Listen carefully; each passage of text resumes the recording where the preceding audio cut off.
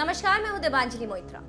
तो अब जब 2019 का रण जीतने के लिए चुनावी बिसात बिछने लगी है, तो हर चुनाव की तरह इस बार भी कुछ नेता इधर उधर करते नजर आ रहे हैं। ये इधर उधर की राजनीति तो इन दिनों बीजेपी के लिए अच्छे दिन लेकर आई है, लेकिन कांग्रेस के लिए लगता है ग्रह दशा कुछ ठीक नहीं चल रही। खुद राहुल गांधी निशाना बीजेपी पर साधते हैं, लेकिन उड़ता तीर उन्हीं पर चल जाता है। मसूद अजहर वाले मामले में कुछ ऐसा ही था, जब राहुल आतंकी मसूद को जी बोल गए तो एयरक्राफ्ट में मसूद अजहर जी के साथ बैठकर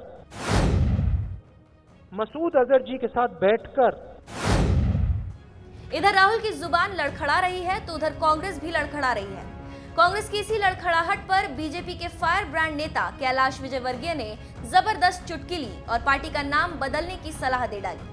उन्होंने ट्वीट कर कहा, कांग्रेस अध्यक्ष राहुल गांधी की नेतृत्व क्षमता के कारण कांग्रेस में महाराष्ट्र, गुजरात, पश्चिम बंगाल सहित सारे देश में भगदड़ मची हुई है। लोग कांग्रेस छोड़कर भाग रहे हैं। अब कांग्रेस कमेटी का नाम AICC से बदलकर AIBC ऑल इंडिया भगदड़ कांग्रेस कर देना चाहिए।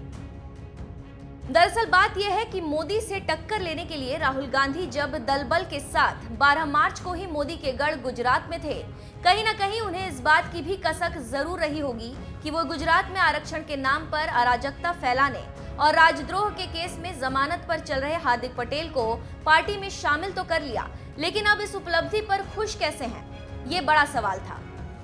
क्योंकि इधर कांग्रेस में हार्दिक पटेल का हार्दिक स्वागत हुआ, तो उधर कांग्रेस के ही कई विधायक राहुल गांधी से हाथ छुड़ाकर उसी हाथ में बीजेपी का कमल थाम लिया। 2019 को शुरू हुए अभी 4 महीने भी नहीं हुए होंगे कि कांग्रेस के 4 विधायक वल्लभ धारविया, पुरुषोत्तम साबरिया, जवाहर चावड़ा, आशा पटेल ने कांग्रेस को अलविदा कह दिया। उधर कर्नाटक में भी कांग्रेस विधायक उमेश जाधव बीजेपी में शामिल हो गए। अभी ये क्या कम था कि महाराष्ट्र विधानसभा में नेता प्रतिपक्ष जैसी अहम जिम्मेदारी संभालने वाले कांग्रेस नेता राधाकृष्ण विखे पाटिल के घर में भी बीजेपी ने कमल खिला दिया। विखे पाटिल के बेटे सुजय को बीजेपी ने अपने पाले में कर कांग्रेस को बड़ा झटका दे दिया। ये क्या कम था कि बीजेपी ने केरल में तो कांग्रेस को ऐसा झटका दिया जिसकी उम्मीद शायद खुद राहुल गांधी को भी नहीं रही होगी। 14 मार्च को बीजेपी ने सोनिया गांधी के करीबी माने जाने वाले टॉम वडक्कन को पार्टी में शामिल कर लिया। 20 साल तक कांग्रेस की सेवा करने वाले वडक्कन पूर्व PM राजीव गांधी के सलाहकार भी रह चुके हैं। कांग्रेस में जिस तरह से भगदड़ मची है, इसी भगदड़ पर बंगाल बीजेपी प्रभारी कैलाश विजयवर्गीय ने तंज कसते हुए कांग्रेस का नाम बदलकर ऑल इंडिया भगदड़ कांग्रेस करने की सलाह दी थी। एयर स्ट्राइक पाकिस्तान में हुई, लेकिन सदमा भारत में बैठे कुछ लोगों को लगा है। विपक्ष के लोगों का चेहरा देखिए, पिछले 1 हफ्ते से ऐसे मुंह लटकाए हुए हैं मानो दुखों का पहाड़ टूट पड़ा हो। भारत भर में महामिलावट करने वाले लोग अब अंतर्राष्ट्रीय महामिलावट करने में लगे हैं।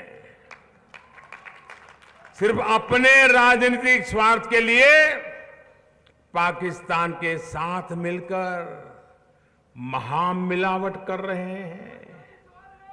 यहां ये लोग मोदी को गाली देते हैं और वहां पाकिस्तान में इनके लिए तालियां बजती हैं।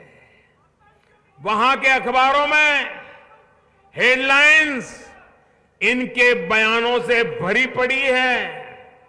वहां के टीवी चैनलों पर इनके ही चेहरे दिखाई पड़ते हैं। एक प्रकार से देखें तो आजकल ये महामिलावटी लोग पाकिस्तान के पोस्टर बॉय बन गए हैं। भारत ने अब आतंकियों और आतंक के सरपरस्तों को डंके की चोट पर कह दिया है कि अब उनके सामने सुधरने के अलावा कोई चारा नहीं है। और अगर वो फिर भी नहीं सुधरेंगे तो फिर क्या किया जाएगा, क्या होगा, ये भी उन्हें बता दिया गया है। क्या आपको हमारी सेना की जो पराक्रम है, हमारी सेना का जो पराक्रम है, उस पराक्रम पर आपको गर्व है? गर्व है? गर्व है?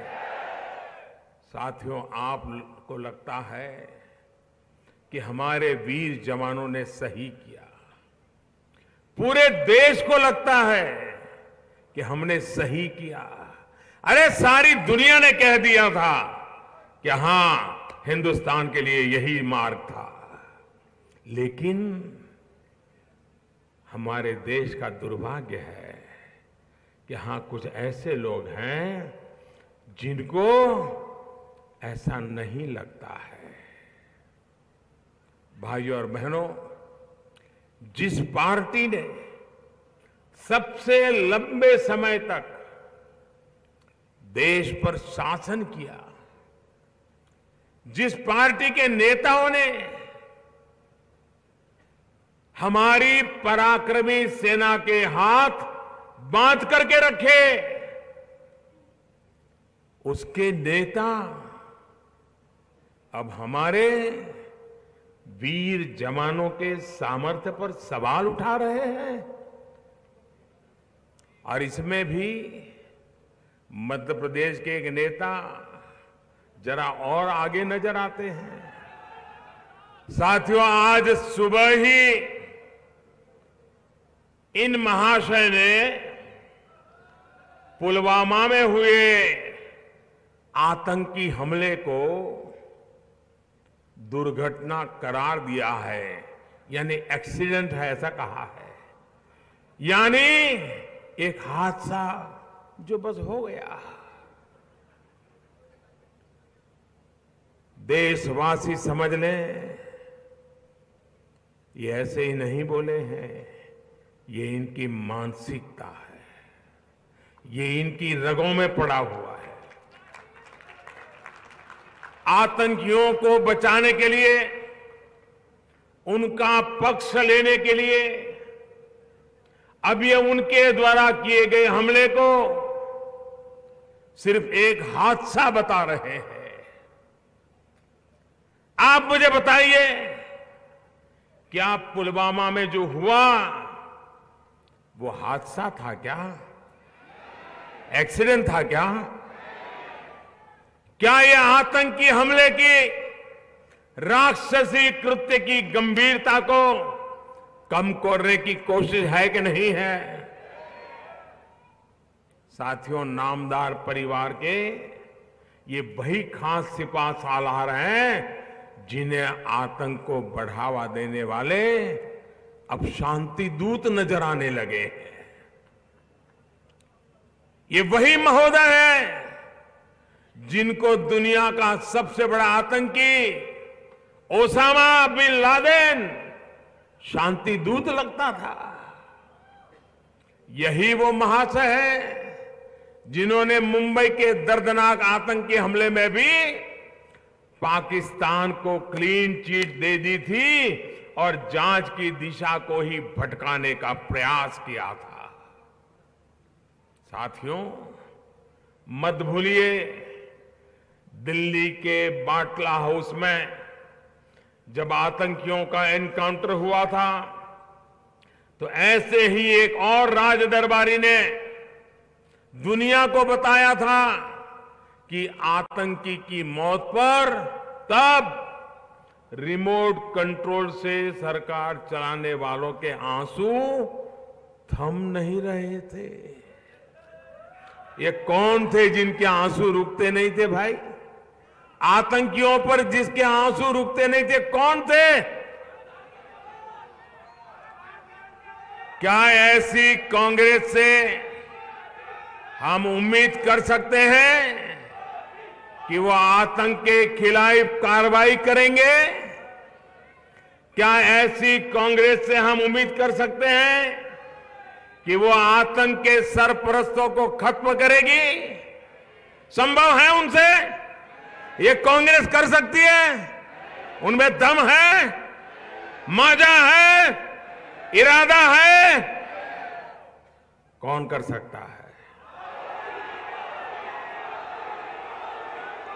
कौन कर सकता है? आतंकवादियों का मुकाबला कौन कर सकता है? आतंकवादियों का खात्मा कौन सा कर सकता है? मोदी नहीं, 125 करोड़ देशवासी कर सकते हैं दोस्तों।